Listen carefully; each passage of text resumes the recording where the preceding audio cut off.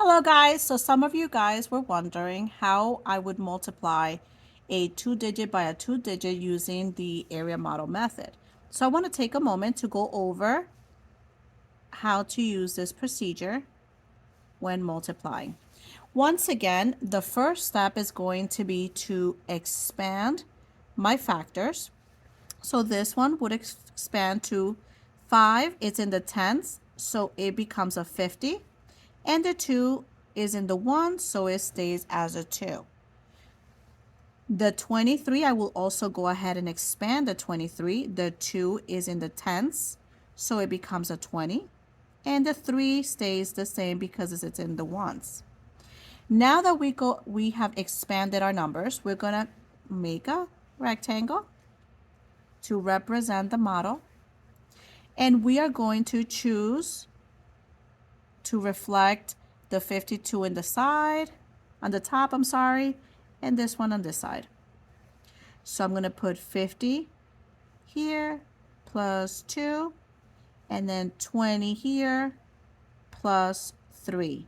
If you notice, I did not put the 50 and then 20 and then the 2 and the 3 because that changes the value of the entire number. 50 plus 2 is 52, which is what one of the factors is. And 20 plus 3 is 23, which is what the other factor is. We cannot flip-flop numbers. Otherwise, it changes the numbers that we're multiplying. So now we can go ahead and start multiplying. And we're going to go as follows. We will multiply 50 times 20, and we can utilize our mental math to do so. 50 times 20. So we do 5 times 2, which is 10. And then I see that there is 1 and 2 zeros. So we have to add an additional 2 zeros. Then we're going to multiply 2 times 20. So I will multiply 2 times 2, which is 4. And there's 1 0. Then I'm going to multiply 50 times 3.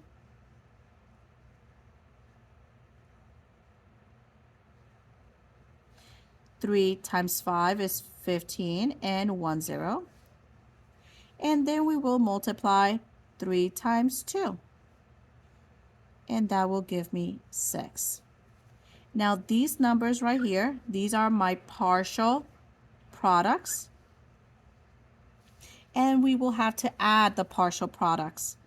So this is 1,000 plus 150 plus 40 plus 6.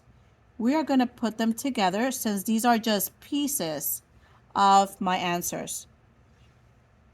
Those are partial products.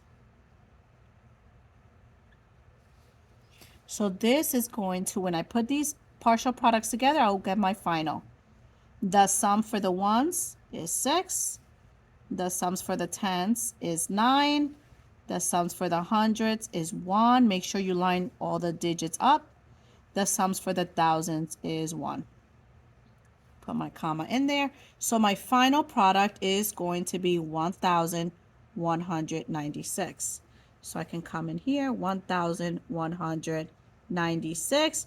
That is my final product. I hope this helps, guys.